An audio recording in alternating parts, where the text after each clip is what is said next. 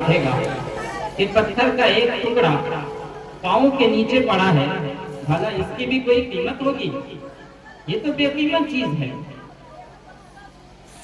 لیکن اسی پتھر کے ٹکڑے کو ایک سنگ تراش بڑی خوبصورتی سے ڈیزائن کر دیتا ہے، اسے تراش دیتا ہے، پھر وہی پتھر کا بے قیمت ٹکڑا آپ کی انگوٹھی کا نگینہ بن جاتا ہے، وہی پتھر کا بے قیمت ٹکڑا کسی قوم کا معزز پوجا جانے والا قابل ہستی شے بن جاتی ہے۔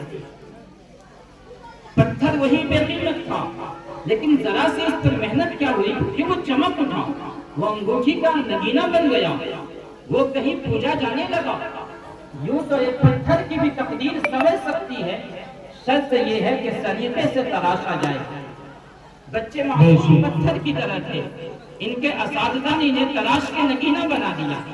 آپ کی ذہین سماعتوں نے سن سن کر اس پروگرام کو حسین چاند لگا دیا۔ میں سلام پیش کرتا ہوں، یہ جو معصوم بچے آئے، آپ کے سوالوں کا جواب دے کر کے آئے، اللہ اکبر۔ ہم سے تو اپنی شادی میں قبول ہے کہتے ہوئے بھی ڈر لگتا ہے۔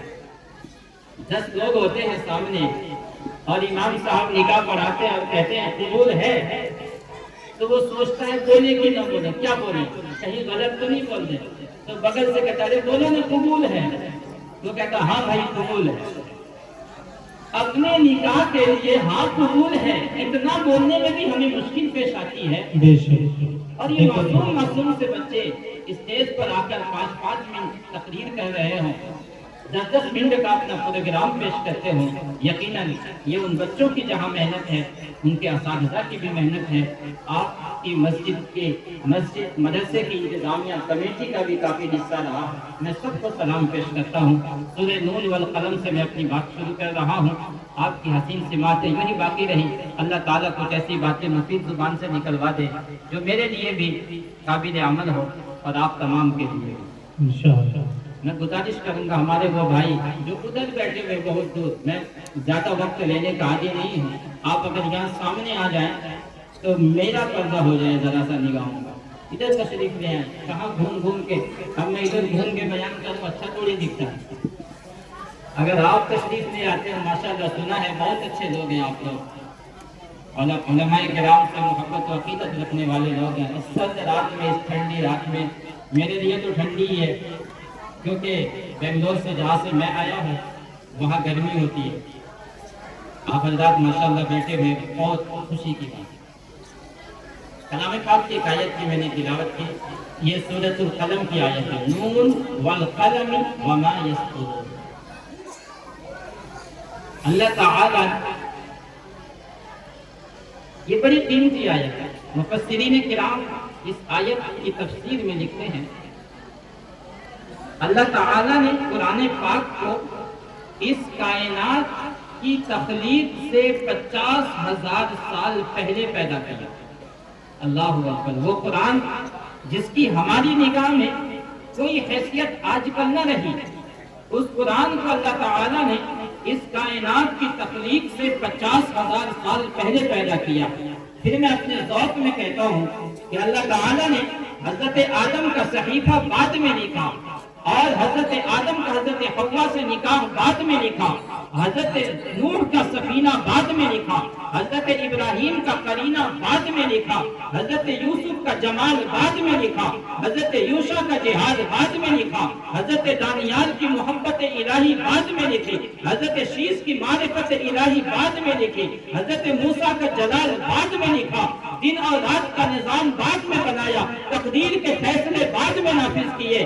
سب سے پہلے جس چیز کو پیدا کیا وہ اپنے محبوب شہنشاہ بنہا، مخلوقات میں سب سے افضل، شریفوں میں سب سے اشرف، کریموں میں سب سے اکرم، حسینوں میں سب سے احسن، جمیلوں میں سب سے اجمل، ہادی عالم، شافع محشر، ساقی کوثر، خاتم النبیین، امام المرسلین، شفیع المسلمین، رحمت للعالمین، خلاصہ کائنات، فخر موجودات، آبرو انسانیت، وقار آدمیت، شہنشاہ مدینہ، احمد مصطفیٰ، محمد مصطفیٰ صلی اللہ تعالی علیہ وسلم کے لیے قرآن لکھا ہے۔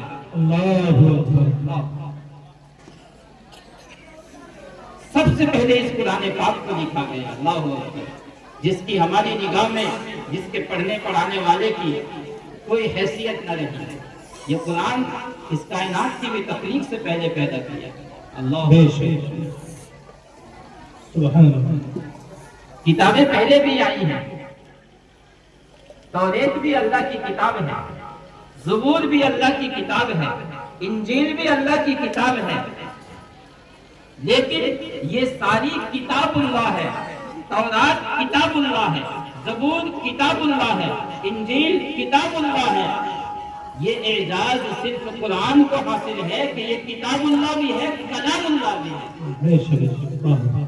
یہ کتاب اللہ بھی ہے اور کلام اللہ بھی ہے. جبھی تو اس میں تبدیلی نہیں ہو سکتی. کلام اللہ کو کوئی نہیں بدل سکتا. یہ کلام اللہ بھی ہے.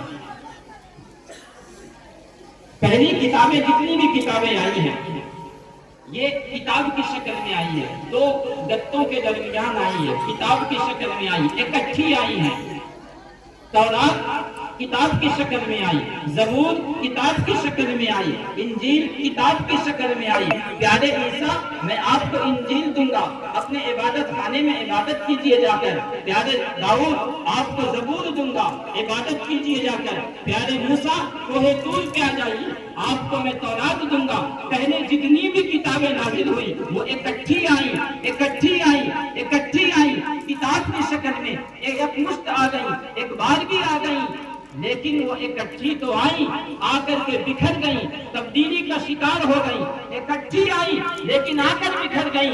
قرآن پاک بکھر کر کے آیا. کبھی ایک سورت آئی, کبھی آدھی سورت آئی, کبھی ایک پارے کا حصہ آیا, کبھی آیت کا ٹکڑا آیا, کبھی ایک آیت آئی. وہ ساری کتابیں اکٹھی آئی لیکن بکھر گئی. قرآن پاک جو ہے وہ بکھر کر کے آیا, لیکن اب ایسا جڑا ہے کہ زمین بدل سکتی ہے, فضائیں بدل سکتی ہیں, یہاں کے نظریات بدل سکتے ہیں, لوگوں کا مزاج بدل سکتا ہے, دنیا کے رہنے والوں کی ذہنیت بدل سکتی ہے, یہاں کا موسم بدل سکتا ہے, کائنات میں تبدیلی آ سکتی ہے. لیکن یہ قرآن جو بکھر کے آیا ہے یہ قلب محمد مصطفیٰ پہ ایسا جڑ گیا ہے, اب کچھ بھی بدل سکتا ہے لیکن یہ قرآن نہیں بدل سکتا.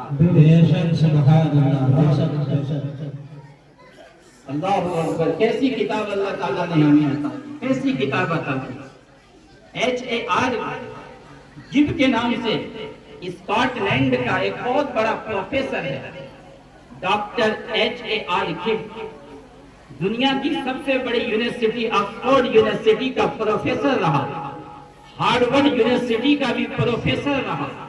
اتنا بڑا شخص جو ہارورڈ آکسفورڈ یونیورسٹی کا پروفیسر ہو, ڈاکٹر H.A.R. گب, وہ لکھتا ہے no other book in the world has remained 2 centuries with so pure in a text. میں نے جتنی بھی کتابیں پڑھی ہیں 1200 سال کی صدیاں گزرنے پر مجھے قرآن پاک کے سوا کوئی کتاب ایسی نہیں ملی جو 1200 سال تک بالکل ہو بہو ویسے ہی موجود ہو جیسے وہ نازل ہوئی تھی. اللہ اکبر. یہ قرآن ہمیں اللہ تعالیٰ نے دے دیا, قرآن اللہ نے ہمیں دے دیا. اور کیا دولت چاہیے مسلمان, اور کون سی دولت چاہیے. امریکہ کی ایک ویلفیئر کمیٹی نے یہ مشورہ کیا کہ دنیا میں لڑائی جھگڑے بہت زیادہ ہیں, ایسا کیا جائے اور یہ ساری لڑائی جو ہے مذہب کے نام پر ہے, کیوں نہ ساری دنیا کے مذاہب کو ختم کر کے ایک مذہب بنا دیا جائے, نہ مذاہب رہیں گے نہ لڑائی جھگڑا ہوگا. تو انہوں نے دنیا کے بڑے بڑے مذاہب کے دانشوروں کو, علماء کو ایک جگہ اکٹھا کیا اور آپس میں مشورہ کیا. تو جج طے ہوا, جج بیٹھے تو اس جج نے سوال کیا, آپ سب بڑے بڑے مذہب کے ماننے والوں کے علماء ہیں, دانشور ہیں, آپ سب چاہتے ہیں آپ کا مذہب دنیا میں پھیلے, اسی وجہ سے لڑائی بھی ہے. تو بھائی مذہب تو وہ ہوتا ہے جو کسی نبی سے منسوب ہو, تو آپ سب پہلے یہ بتائیے کہ آپ کا نبی کون ہے. تو ہمارے غیر مسلم بھائی جین اور بدھ یہ سب تو پہلے ہی سوال پہ آؤٹ.